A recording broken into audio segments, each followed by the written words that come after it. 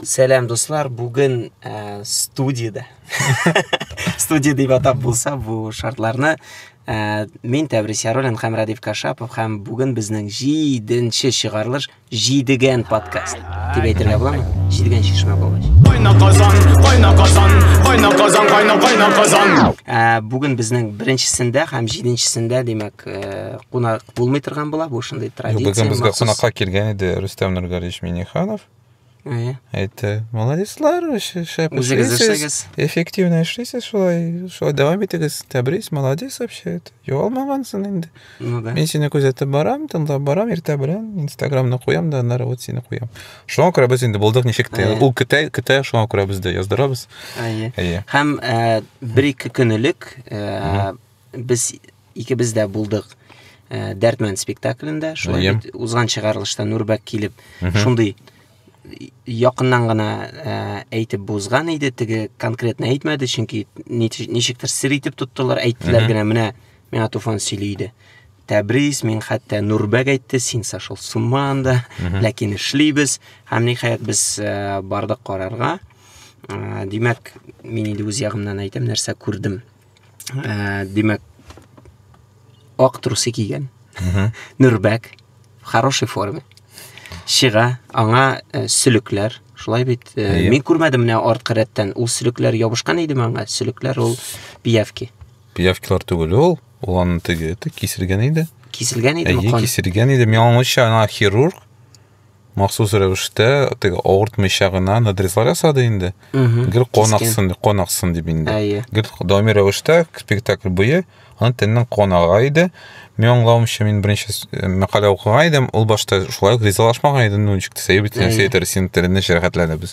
Аманар улай шәп иде, гомумән шәп иде дип шуңа күрә.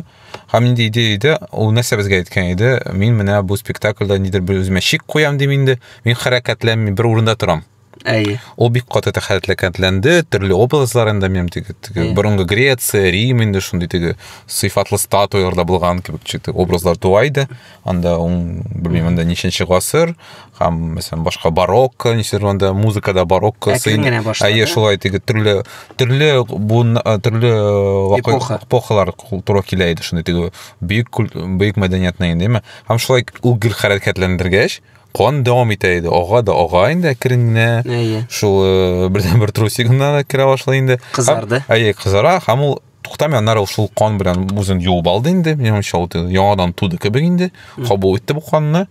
Һәм ничектер шул матур гына музыка ноктасы булды да, ул тәмамлады инде. Аннары мин чыгып киттем, чөнки мин обсуждениегә берне бик яратмыйм, һәм мин көтә идем нәрсә булачак анлыгым. Мен аңлавымча, анда кемдер әйтте, Нурбәк син генә менә тормамын да, зинһар дип инде, чөнки аңа битлар сала башладылар. Мен аннары икенче көне шалтыраткан идем, чөнки беренче тапкыр шулай кеше шалтыраттым, ничек хәлен дип инде. Әйбәт, әйбәт. Нормально. Ну, мен шалтырды да әйткәндә, шалтырма, мен көтә идем. Фонда бит Илмир Низамов музыкасына Дәртмән шигырьләре яңгырады. Җырланды. Шулай бит. Шундый бик зур, контртема дигән тавыш. Гомумән, әгәр сез тыңласагыз 20нче гасыр башындагы пластинкаларны, анда шундый тавышлар ди. Чөнки теге, яздыру техникасы әле бик зәгыйф булган, авыр, шуңа күрә бик теге каты итеп кычкырырга кирәк иде, яки бик югары ноталарга мембранасы калтырарсын өчен. Шуңа күрә бездә бик таралган иде шундый өскә контртемада җырлаулар. Шуңа итеп алар тагын бер инде аллюзия саганнар иде, менә тарихка дип инде. Бу дәрдемән, димәк бу җырлар кызык. Ярар. Да, без яздырганда монда Айрат якында утыра. Без сәлам, Айрат. Бу подкастыбыз алып бара шулай. Без яшәбез нәдә. Айрат, кунак булмыйсыңмы подкастта? Юк, Гөлнар көтә. Ярар, давай, сен сау. Нормально. Интерактив. Шулай эшләргә кирәк. Димәк, шулай яздырылган, шуңа күрә. Шуңа күрә булган да, шуңа күрә. Минем өчен дә күп шундый теге кеше карыйсың да, бер кеше күрә инде нәрсә яза. Чыкты Нурбәк, һәм үзеннән кан чыгара башлады. Шундый теге заголовкалардан чыкты мәкаләләр. Минем өчен дә күп теге тирән әйберләр, аны вот шулай укмага кирәк. Теге куркышырга кирәк. Курыкмыйча, аны сразу кемдер әйтте, анда кем әйтте? Фаузия Бәрәм әйтте, бук белән буялса иде инде. Мин уламын, ничек инде менә син өлкән апа, син күп укыган, бераз, бер секунд теге уйлама беренче үзең эмоцияларны. Ну, беренчедән, ну аларның максаты да шул булган бит инде. Ну, аңлашыла, тиге аларны кешеләрне теге төртү түгел, кадый кешене. Ну, сен әйтәсең, менә сиңа менә шундый әйбер, мин син тикшерәм. Син моны күрәсеңме, әллә дальше башка барасыңмы? Алга таба барасыңмы? Ну, икенче көнне үк шалтыратканнар. Каяндыр анда кабинетлардан әйткәннәр, бу ниндидер үз-үзеңне үтерү анда, суицидальный ниндидер бер тема бар монда. Ну, мин көлдем мондан, чөнки сөлекләр белән үзеңне үтерә башласаң, ул бит инде бик озак. Кеше күрдә хиджама мәсәлән бар. Бездә бит кан чыгару, канны чыгарасың, искесен яңартасың. Аңа анда туфан әйтте, бу манифест карас, бу яңарыш. Дәрдемән шул илекке булган яңарыш символы. Чөнки ул гомумән никтер хәзерге шигырьгә туры килми. Аны хәтта анда теге Яваев җырлаган әйберләрне син хәтта укысаң, анда бер 5 тапкыр укырга кирәк. Аңлап булмый анда, чөнки бөтенләй башка дөньяда яшәгән кеше гомумән. Дәрдмәннең теле дә шулай, аның катлаулырак шулай бит. Мин әйтәм, мин анда утыра идем, теге мен бер фикер кидем, язам Совет татар әдәбияты дип инде. Мен уйладым, менә Совет заманасы татар мәдәнияте менә ул Совет заманасында тудылган, шундый шикләрдә, мен нидер бер шундый, ну, куллыкта хәтта. Ну, шуңа күрә күп нәрсә бездә менә шул консерватив кабат бата инде. Безгә нәрсәдер мөмкинлек бирмәделәр. Без әле шул рейслардан чыга алмый азапланабыз. Кем әле? Туфан әйтә, хәзер электромобильдә йөри башлыйбыз. Без әле поезддан машинага гына утыра башладык. Һәм тамамлар өчен әйтик әле, шул вакытта Нурбәк әйтте, ул Кариев театрына китә. Гориза бүген ялдым, аңлаучы үз терәге белән. Бүген. Ну, ул düşünkә күптән әйткән инде. Әйткән иде, китергән. Чөнки Кариев театрының төрле спектакльләр була, бик яхшы спектакльләр бар. Әлбәттә, кайберләре минемчә өстән төшәләр дә инде, һәр репертуарный театрның бар шундый әйбер. Ну, кеше җыя торганы бар дип әйтик инде, өстән төшмәйди андый. Ну, кеше җыя торган, ну, гомумән шундый теге массовый әйберләр. Минемчә, ну, шундый теге Нурбәк 3 ел бу театрда эшләгәч инде шулай да инде ничек ул түзә алган дип инде. Мәсәлән, шайбу спектакль. Ну, беләсеңме, дип минемчә теге әйтергә кирәк, менә Туфан, Нурбәк, Нуриев, Низамов, аларга үзләренең үзәге кирәк инде. Шундый иркен, беләсеңме, менә хәзер бу заманча сәнгать үзәгендә узды, шулай бит, КСИда. Әлбәттә, анда Эльвира апага директорына шалтыратып әйтәчәкләр, анда сез ничек моны карадыгыз, сез кая карадыгыз, ничек монда бу нәрсә булды гомумән. Шундый барыбер теге шикләнү, курку бар, шуңа күрә аларга үзләренеке бар. Һәм беләсеңме, кеше анда барачак. Бу Туфан, бу Нурбәк, бу Нуриев, бу Низам, алардан нәрсә көтәсең? Менә эксперимент әлбәттә. Әлбәттә, ниндидер шикләрне теге кузгату, кешене теге колеядан чыгару. Һәм алар менә минемчә шундый әгәр дә безне шундый берәр кеше тыңлый икән, моны оештыра торган, минемчә аларга алынырга кирәк. Ну, монда күбрәк кеше кирәк. Ну, миңа нәрсә бер шигель менә без Туфаннан гына көтәбез инде, һәр менә Туфан бердән бер шундый революционер кебек инде, әйме. Бу начар бер дөрес әйткәндә, чөнки ну башка да шундый Илгиз Зәйниевтән дә көтәбез. Ну, Илгиз Зәйниевтән мин беренче көтмим. Киләсәдә мин теге бик югары дәрәҗәдә куелган драмалар көтәм мин. Ул мен беләм, мин Илгиз Зәйниевкә барам, киләм, анда көлкеле булачак, бу мелодрама бераз булачак, төрле, ләкин эксперимент. Ну, эксперимент эшләүче кешеләр күп булмый дип. Ну, бер кеше түгел бит инде. Бер төркем генә түгел, ничек инде. Ну, юк, Татарстанда бар шундый, нигә менә Артель күптән түгел генә булды, экспериментирует бит кешеләр. Ну, татарлар азрак, татар сәхнәсе нирәк.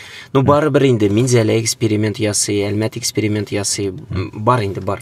Юк дип әйтеп булмый. Гомумән бездә менә бу юлы шул кадәр күп театрга багышланган яңалыклар, чөнки ничектер абырсы да шул планнары буенча әйттеләр. Мәсәлән, менә шул Гизайниевка күчкәндә, ул бит хәзер әкият театрының баш режиссеры. Аларның бу елда булачак 7 спектакль яңа. Ул бик төрле, менә мин карап калдым. Әлфия спектакль булачак, Әлфия залыга багышланган, аның шундай күптән хыялланган инде. Шул өлкәннәр өчен спектакль. Әйме, теге балалар өчен генә түгел, менә әкият театр, димәк, ул төрле балалар белән бергә килеп барып караган, чөнки Әлфия гомумән шундый. Ну, бу нише буш, дөресен әйткәндә. Мин менә балалар белән берничә тапкыр балалар спектакленә бардым. Аны теге безне кызыксындыра торган спектакльләр түгел, дөресен әйткәндә. Мин андыйларны лабораторияларда гына күргәнем бар.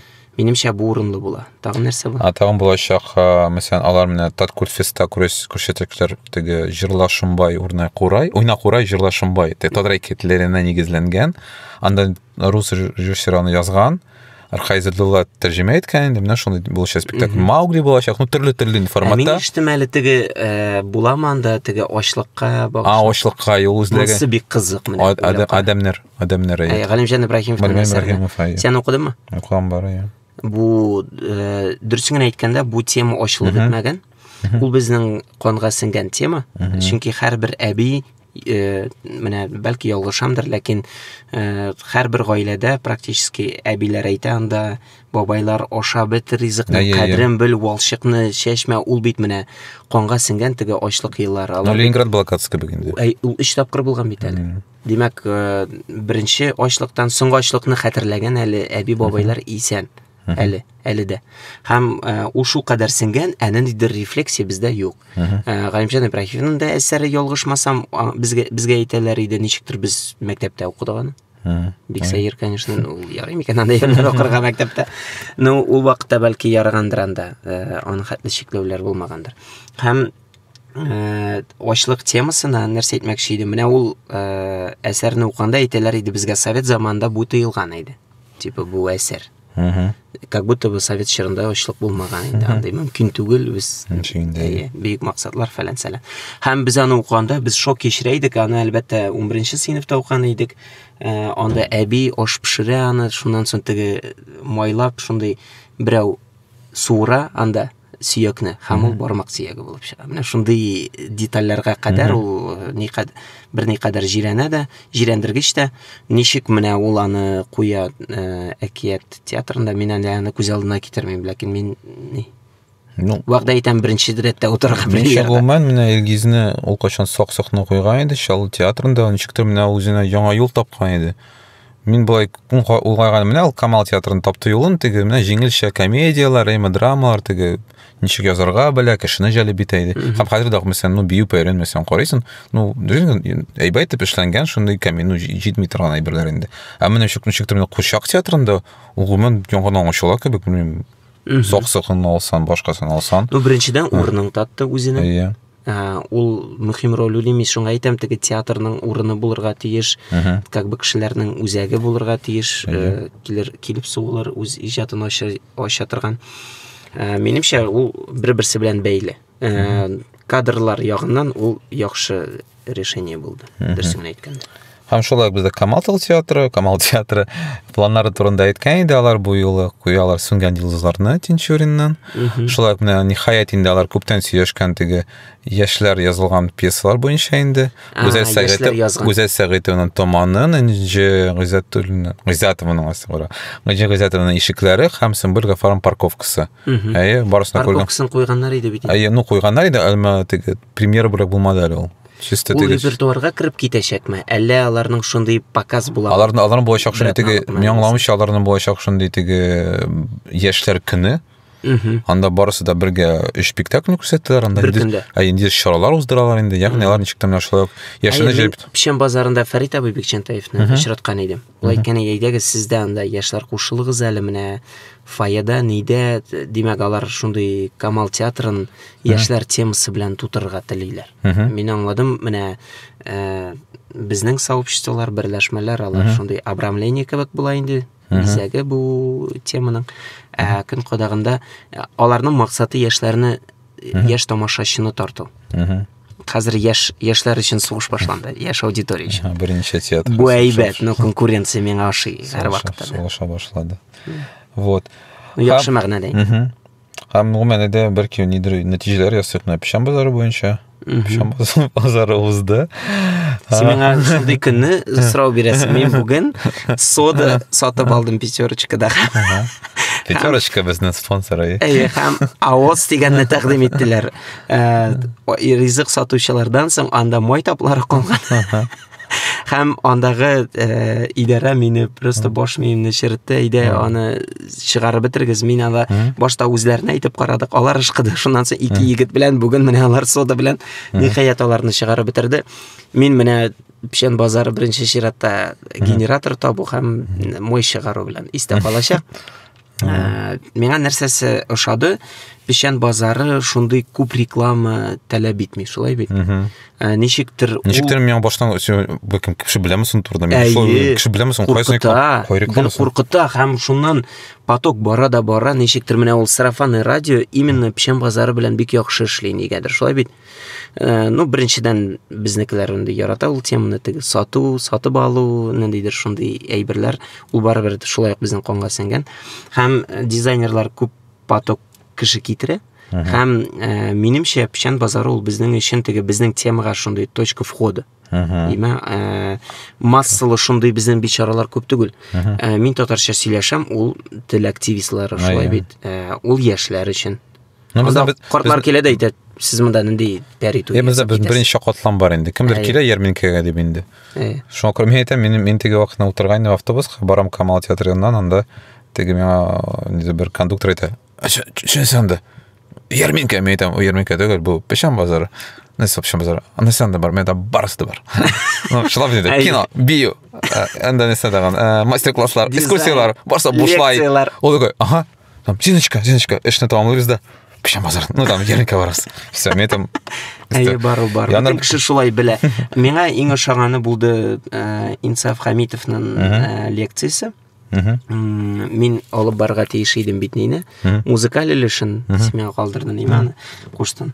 Һәм анда тыңлап утырып, чуть соңга калмадым тегесенә, чөнки шул кадәр ишкә кирип киттем. Минем хәтта шундый идея бар. Бәлки Инсаф абыйны рубрикасын монда вакыт ясарга, чөнки билдем аның 1000 артык пластинкасы җыелган.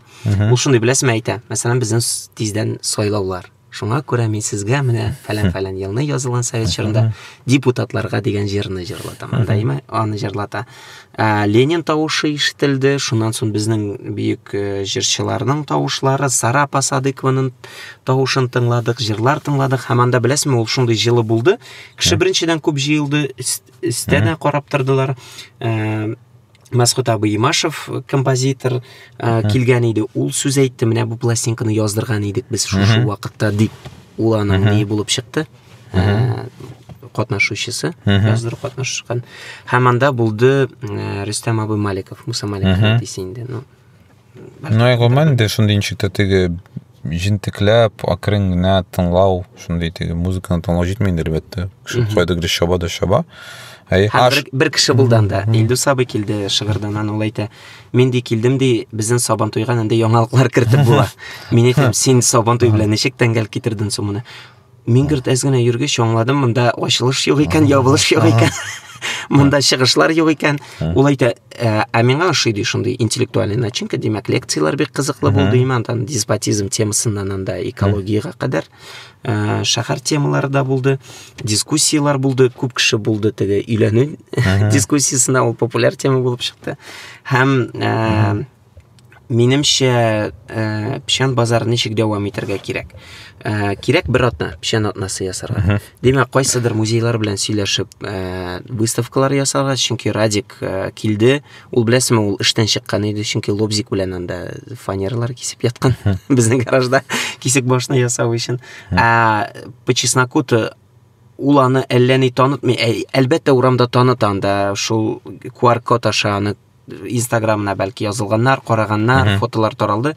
Ләкин бит дөрес булыр иде аның эшләрен алып килеп, мәсәлән, шулай бит шул гысыйда, мәсәлән, выставка ясыйбыз пешән базарына багышлап. Кинотеатр Дружбада кинолар күрсәтәбез, мәсәлән, атна буе, шулай бит. Минемчә менә шундыйрак үтеп кирип торган площадкалар. Шәһәрне төресен. Пешәнгә. Чөнки контент реально күп.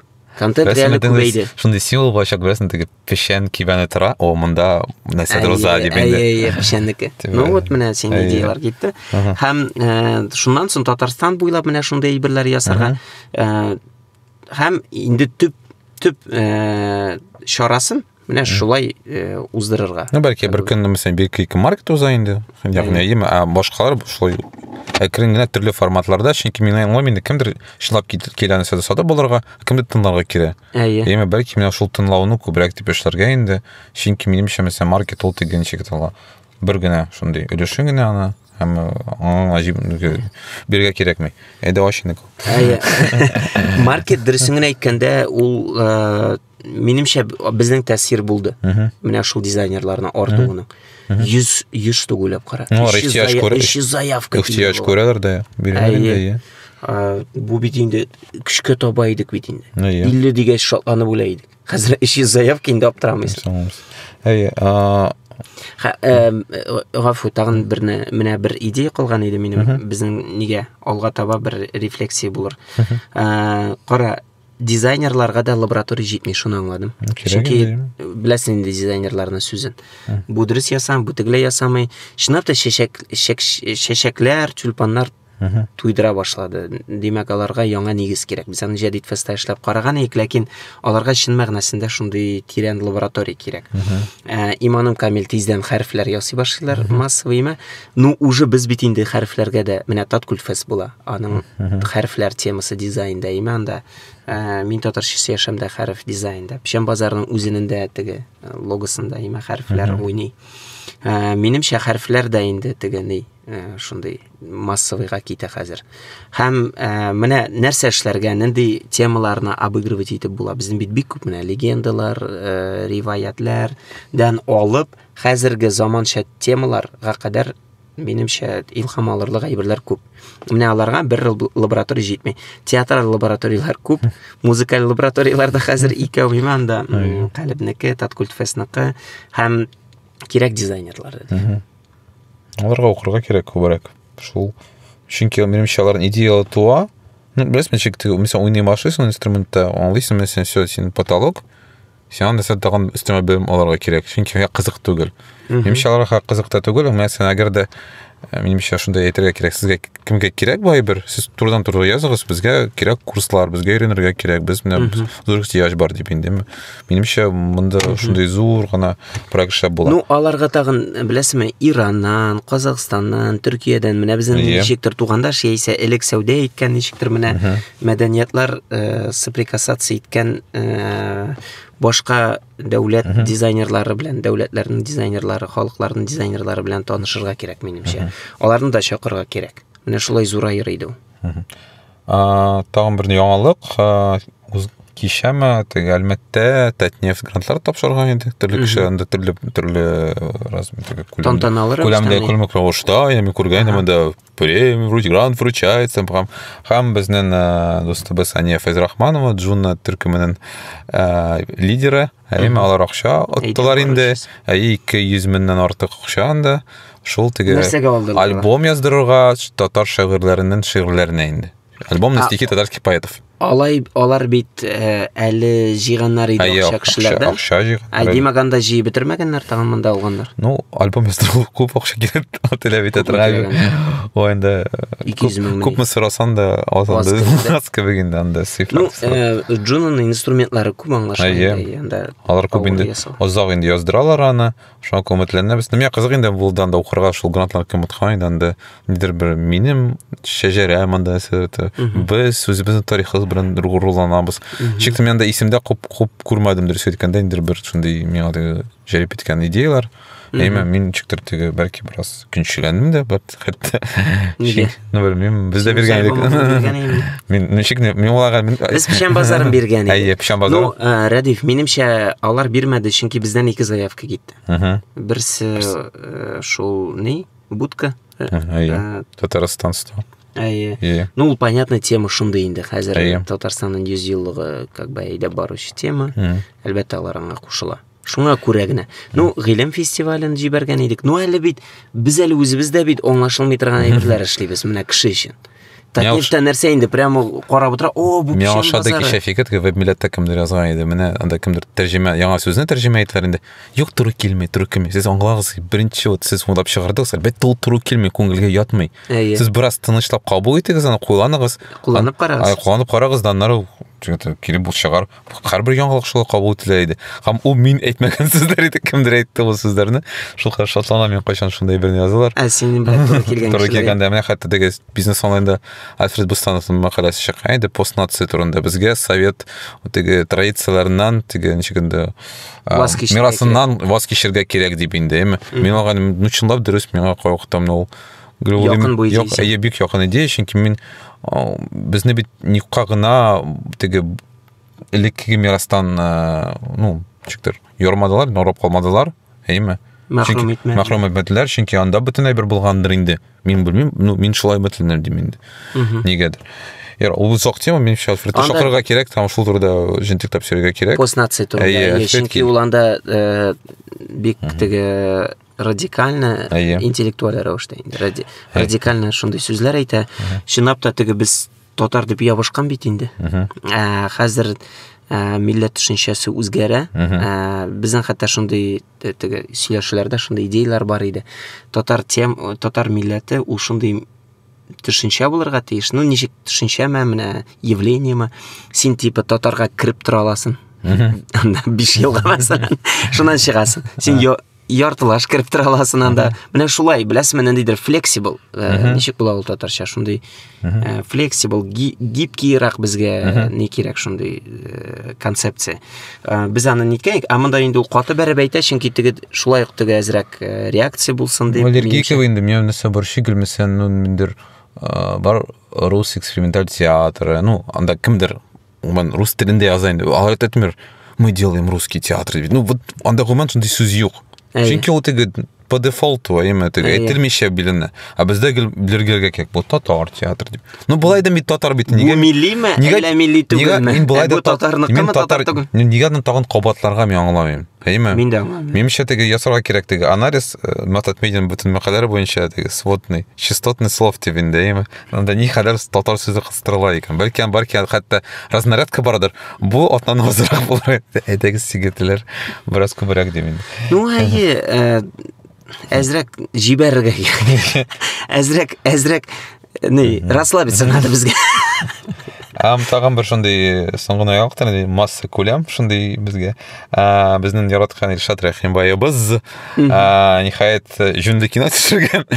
Авторский түгел, Әпипә исемле кино. Анда димәк мин аңлавымча инде бер җыр коллективы хатын-кызлардан торган, шундый сәяхәте турында ничек торганда Артем Пискунов бер авылга кача армиядан дип инде һәм беләгә шундый теге атмосферага. Бер клубка кебек, клубка ничек торганда шундый кызлар коллективына шунда качаймы? Качып тора. Мин анда күзәтә идем ничек ул аны төшерә, бик күренә инде шундый бик җиңелчә комедия, әйме, һәм анда нидер теге трейлеры да бик кызык, бәлки аны ыстылтамасын куербыз, карарсыз. Дәсәткәндә мин башта тик уйлаган идем, ну ничек инде Илшат, ничек инде ул син нәрсә, син бит алмачарны куярга җыенгансың бит, күпме шул йөрисең шул белән, ничек инде IPPләр булсын дим инде. Фирдүс Тямаев анда Элвин Грейтшелер һәм башкалар. Шул фильмнарда. Рәдиф менә синең киңәшен ишеткәннәр, син әйткән фильмда төшергә кирәк сезгә җырчылар. Һәм мин уйлаган бу бик әйбәт идея, чөнки гадәттә менә ну бар шундый процесс, кемдер альтернатива булган әйберне кешене чакыралар тик якка. Безгә сезнең идеяларыгыз кирәк дип инде. Әйме? Һәм аны кулланалар, һәм ничектер менә. Минемчә Илшат андый кешеләрдән түгел, үз-үзеннән теге ваз кишер дип инде. Шуңа минемчә бик кызык карарга, менә ничек аның теге булган фильмнарда идеялар монда күчәчәк дип. Мин бик сәерсендем әле син Рәхимбайны альтернативчик дип саныйсың менә. Мин аны һәр вакытта да уйлаган идем, ул шундый ни популяр әйберләр төшергән. Популяр дип инде минемчә андан нидер бер теге дуальность бар инде. Әйме? Рәдиф. Менә кара. Ул төшерә фильм. Ну, башта беренчелешен ничектер белмим. Полный метр буламы, юкмы теге ике брат, ике абый, берсе мулла, берсе атакай. Бу нәрсә шундый прямо альтернативный идея менә бу. Бу бит инде типа менә безнең Татарстанда ике дин типа темасы шундый беләсезме, аларның киселеше, что ул менә кешенең язмышы аша уза, менә ул диннәр. Ну, минемчә бу кызык тема, ну, әйтмәс идем инде шу бу авторский шундый фильм теге. Прямо постмодерн дип. Һәм бу фильм димәк идеясы сиңа ошады. Бу джази только девушки кебегрәк. Һәм Рәхимбайны очраткач шулай әйтте миңа ул ни прокатка керәчәк. Юк, беләсезме, миңа аны Россия буйлап мин. Шей, ну, мен альтернатива булырга тиеш бит ул теге ничектер менә мин аңламадым. Әйме, менимчә, кайвакта бик җиңел шәйбеләр булырга тиеш. Менимчә, менә Рәхим бәйме ул шундый гади темаларга тартыла. Һәм без гадәтен, әгәр дә без алабыз теге татар киносын, ул теге на серьезных щах гел. Мува фильмы. Әйе. Менә анда квадрокоптерда оча, далар, матурлык. А монда, ну, гади нормальный фильм, вот гади кеше тормышы. Кеше, ну, миңа шул кирәк бит инде. Ну, мин синең кәефне аңладым, Радиф. Августта Радифка җиңелрәк әйберләр кирәк. Ниһаять. Татар турында сөйләшмәскә һәм гади нормальный фильм карарга. Ну, яхшы, Радиф, сине Август не подвел. 31 августа Радиф Фатарашылы. Август? Китмә Казаннан. Wake me up till September ends. Әйе, ярар. Вот шулай яңалыклар безнең тамам. Кара әле, мин бер әйтим әле, Усанның Казан кайный дигән тәҗрибә чыкты. Тыңлагыз әле. Шә бу. Әйе. Беренче өлеше. Без бит аны кулланабыз. Һәм аның тулы варианты чыкты. Миңа бик ошады. Назым бу роялти Роялти урынына реклама. Әйе. Кирегез, репост ясагыз. Анда бер 30лап репост ясаганнар инде. Менә сез 31-нче булырсыз. Кайна Казан. Кайна Казан, кайна Казан, кайна Казан, кайна Казан.